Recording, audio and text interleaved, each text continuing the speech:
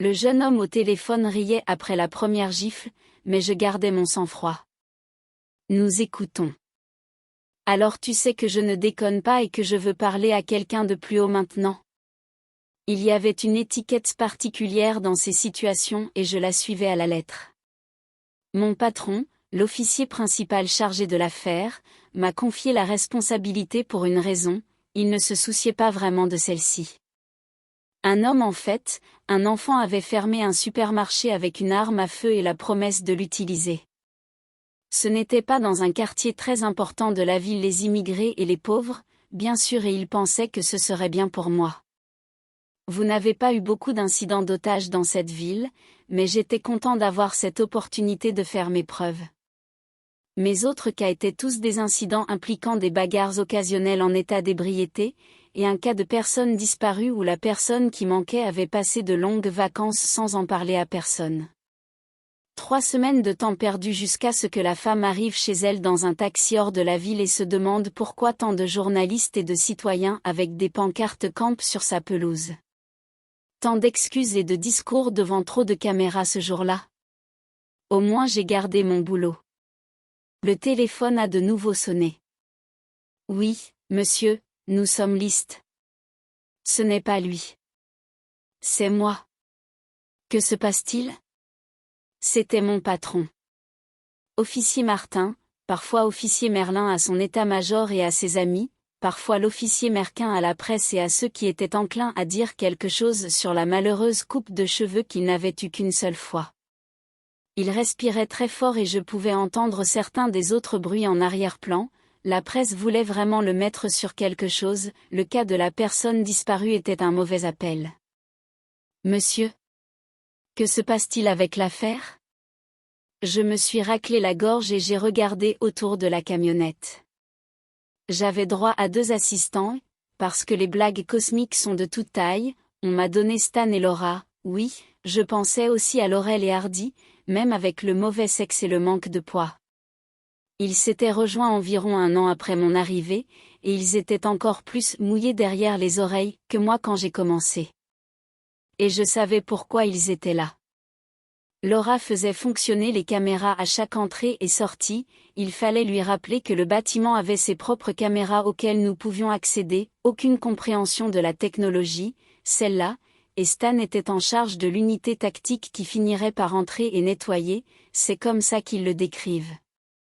Mais c'était tout mon appel. Monsieur, il veut parler à quelqu'un de plus haut placé. La pause ne m'a pas donné beaucoup d'espoir. Je pouvais presque voir les caméras qui seraient braquées sur nous alors que nous expliquions un autre mauvais appel. Officier Welk, vous êtes le doyen de celui-ci. Vous êtes le supérieur avec qui il a affaire. Vous connaissez la procédure et vous savez quoi faire. Laissez-le se défouler, expliquez-lui comment ces choses fonctionnent réellement, et puis... Il a laissé échapper un long soupir et j'ai su qu'il avait fini sa pensée. Oui, monsieur. Bien. Et la presse n'a pas à savoir comment vous le faites tant que vous le faites. Gardez juste ces connards loin de la chaleur. Je vais. Droite. Un clic sec dans mes écouteurs et il était parti. Loin de la chaleur. J'ai toujours détesté cette phrase, surtout quand je pensais à la période de l'année et à la sueur qui coulait dans mon dos alors que je m'occupais de ça. Qu'est-ce que le Merquin a dit? Stan n'était pas au micro, mais il savait qui appelait. Il dit que le ballon est à moi et que je dois jouer avec. Et ne l'appelle pas comme ça. Pas dans un micro en direct, en tout cas. Merlin sonne beaucoup plus pro. Laura était devant les caméras. Elle ne craignait pas d'être entendue. Droite.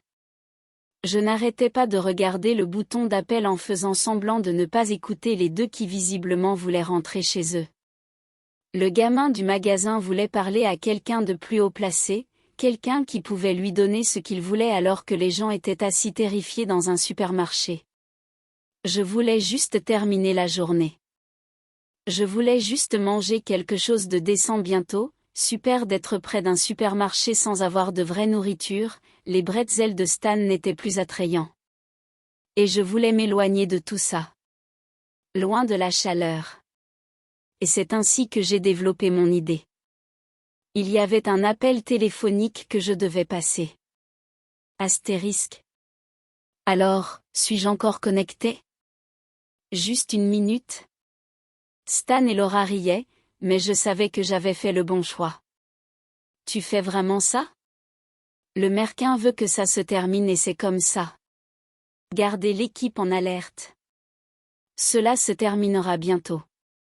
Je suis juste content que nous ayons des caméras pour enregistrer cela. Continuez de regarder. J'ai ouvert la ligne téléphonique et j'ai entendu la sonnerie de l'immeuble. Maintenant, une chose intéressante que j'ai apprise plus tard est que l'une des caméras du gamin était connectée à l'intérieur de notre van. Je ne l'avais pas vue, mais la lecture des informations était assez intéressante. Tous les hauts et les bas de cela étaient enregistrés et savourés par Laura, ce qui en faisait une étude intéressante pour de nombreux officiers en formation dans toute la ville. Je suis prêt? Oui, monsieur. Nous avons trouvé quelqu'un plus haut. Un bref crépitement d'électricité statique et d'électricité lui fit savoir qu'elle était allumée. Un jeune homme. Qui est-ce? Peu importe, qui est-ce? Qui es-tu? Mon alimentation dans le micro était enregistrée. Cela devait fonctionner. Êtes-vous avec la police, ou est-ce que... Et vous? C'est moi qui gère ça. Ne vous embêtez pas avec plus de policiers. Tu m'as. Maintenant, comment t'appelles-tu? Laura rigolait, Stan soupirait et secouait la tête. Cela fonctionnerait. Je m'appelle Michel. Bien. Vous pouvez parler et vous avez un nom d'ange. Maintenant, Michael, pourquoi fais-tu ça? C'est alors que je me suis retourné pour regarder les moniteurs. Certains membres de l'équipe tactique semblaient s'ennuyer plus tôt. Maintenant, leur attention est devenue très concentrée sur ce qu'ils entendaient à travers leur casque à micro. C'est juste que, eh bien, madame, Le garçon avait l'air nerveux, mais ça se passait bien. Cette madame était bonne à entendre.